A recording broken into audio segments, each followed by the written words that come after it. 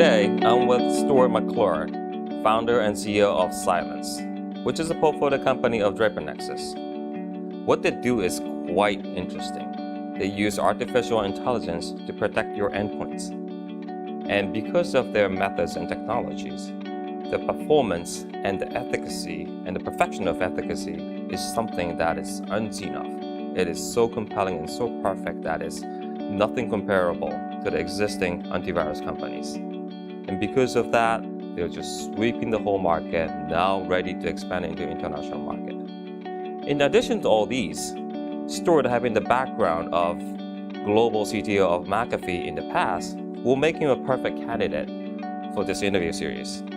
Because in this interview, I would like to touch on entrepreneurship, innovations, and large corporations. And he has all of these.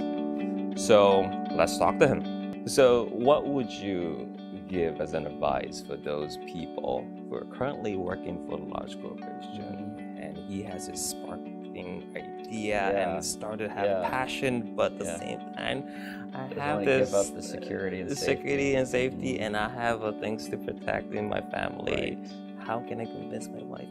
What would be that advice? I think a couple things, a couple of bits of advice and suggestions. Number one, go to your company and see if they have a program for innovation or entrepreneurship.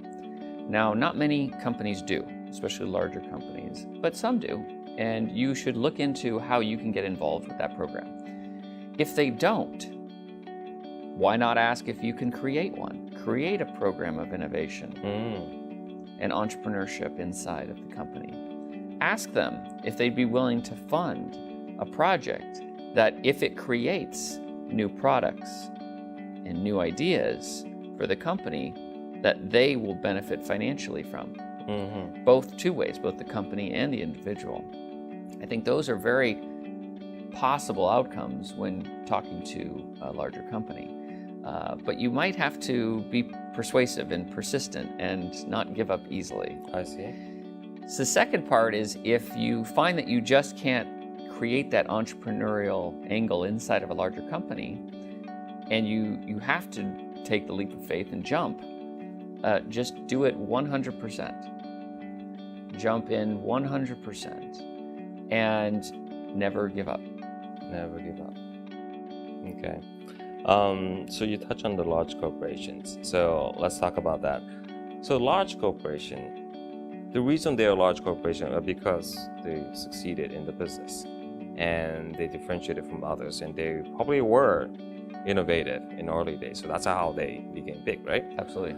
But many times the large corporations struggle to continue to be innovative. And do you agree or disagree that large corporation can or cannot be innovative? I think it is quite challenging for large companies to be innovative, but there are great exceptions to that rule. I mean, Google, very innovative. IBM with Watson's very innovative. I know there's a lot of Japanese companies that also provide great. I mean, Sony, for example, continuing to reinvent itself with robotics and things of that nature. To me, those are sparks of innovation inside large companies. So I think it can be done. I think it takes, however, a commitment from the top down that this is the way we are going to go forward. Not the past, but go forward in a brand new way. Without that, I think you're going to find it very, very challenging. So what is it that you think that will drive that things that you just mentioned? Usually people have this existing business that is large enough to maintain that ship itself, right? You know, is it the starvation, or is it the what is it that they need to be feeling? I think that's one of the common phenomena that actually does help quite a bit, is this sense of starvation. So if you, for example, in a large company, if you bet the whole company on a new vision, that creates a sense of starvation in people, that tomorrow might not be as good as today, that it might be rocky or rough or difficult or challenging and not predictable. But you have to have faith that the new vision or the new idea is the future. And if you can commit the whole company to that, I see. I think you can get everybody's mind share involved and committed to that effort, and you can achieve it. The other side of big company potential entrepreneurship there is creating these sort of incubation programs. I see. You know, getting an investment from a large company, you know, putting in $1 million or $2 million into a small entrepreneur program is nothing, and they could create incredible new technology or new solutions for the world and help the company's business over time. So let me ask you about how the large corporation could work with the startup companies, you know, in the Valley or in Japan or anywhere, but because it's the culture is different, speed of decision is different, and sometimes it's not that easy. What do you expect? What do you suggest for them to be successfully working with startups? I think the more open a big company can be, the more communicative, the more available.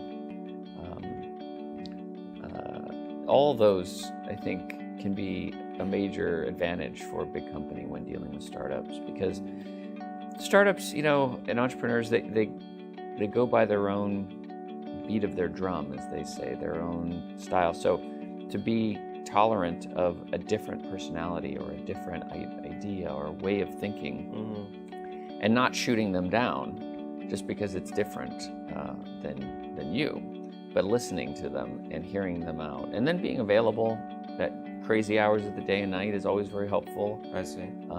Being very open in communication, not hiding anything, and just having an open flow of communication. Okay. And sometimes, you know, it might sound silly, but you know, in larger companies, sometimes you're so worried about what you say that you end up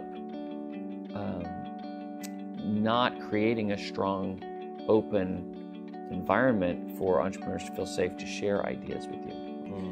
So, for fear of being judged or criticized or, you know, not wanting to be a part of what they're doing. So, I think just being open and sharing as much as you can, I think is very helpful. I see. Well, Stuart, thank you for your time. Thank you, Rio.